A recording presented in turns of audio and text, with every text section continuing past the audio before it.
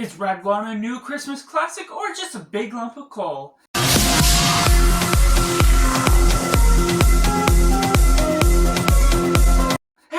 Welcome to Cinema, where we focus on a film. I'm Josh, this is Simply Cinema. Let me know down in the comments below what you thought of Red One. Is it good, is it bad, or somewhere right in the middle?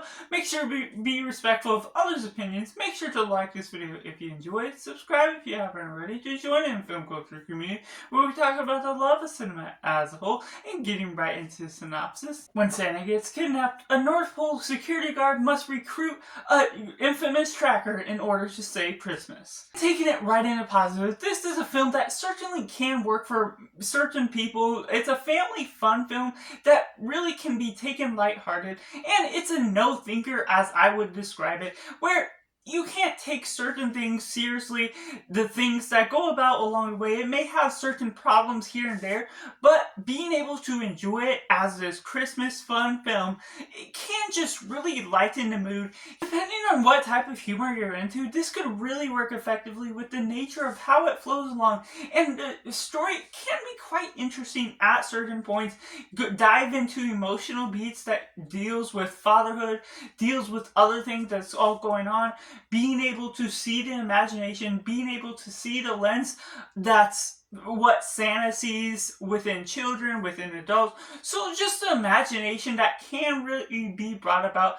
It does have a lighthearted note. It may not be complex, but that could be something that someone just wanting to go in for some sort of good time could be treated in for. Taking it into the mix elements, this isn't a film that really provides all the answers. It has this flat baseline culture that understands what the North Pole is, certain things that's all going on with the history of Santa, but it's not super complex, and it isn't always intertwined with having Christmas puns or Christmas comedy that makes sense, that other Christmas films have done, being clever with its writing. And so that's what can take it back for some people or another, not necessarily being super creative with the nature of what it is doing with its story. And J K Simmons as Santa Claus, while he's good in his role, there's nothing that stands out with him. And for the story that you're getting into, this is not a Santa Claus movie. He's gone for most of the movie, and so I'm not going to detract that as a negative of the film, but for many people, it can really take away the experience. If you expect J K Simmons to give some fun sort of performance for the role of Santa Claus, you only see him partly at the beginning, partly at the end, because this is a rescue mission of Santa, and so all the other parts of the movie, he's out of commission.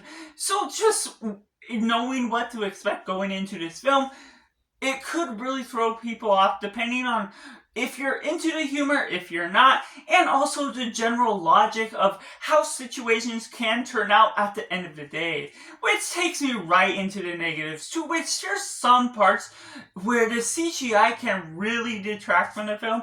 It's so much green screen that can really ruin the experience depending on, like, if you really are noticing that sort of thing. Dwayne Johnson doesn't really give much of a performance outside of playing himself, and so him as the security officer for the North Pole just doesn't do too much. Chris Evans, while he can be good, is still in a flat baseline role. For the nature of how you're building on his character, you almost are not being able to enjoy him as much because of how they set up him to be this father of sorts, where you don't necessarily know how he ended up in the position he is in, and doesn't necessarily look like this infamous tracker that is sort of in this sour position, not loving people, not being someone that is good, because he's a level 4 naughty lister that just comes off as good looking to the nature of what they're doing. And so ultimately the film can feel miscast within those roles, and the CGI, not only within the background, but also with these characters and these creatures that come about along the way, just isn't perfected to the nature of what you could be asking for this film, but even then, that doesn't detract as much as what the writing does, where some dialogue or some conversations feel unnatural, to which, yes, the comedy, if you like the comedy, you're not going to expect some real life humor because it's not trying to be super serious, super drama filled, but that also can take away from the heartfelt emotional beats that it does have a few moments where you're trying to build upon this tracker played by Chris Evans, and it does have a certain character arc to him, but that is sort of watered down by the nature of what you're expecting out of the story, leaving him in a position where he has growth, but it is very loose with how they focus in on that attention, because the main part of the story is trying to save Santa Claus, and so the revelation that he receives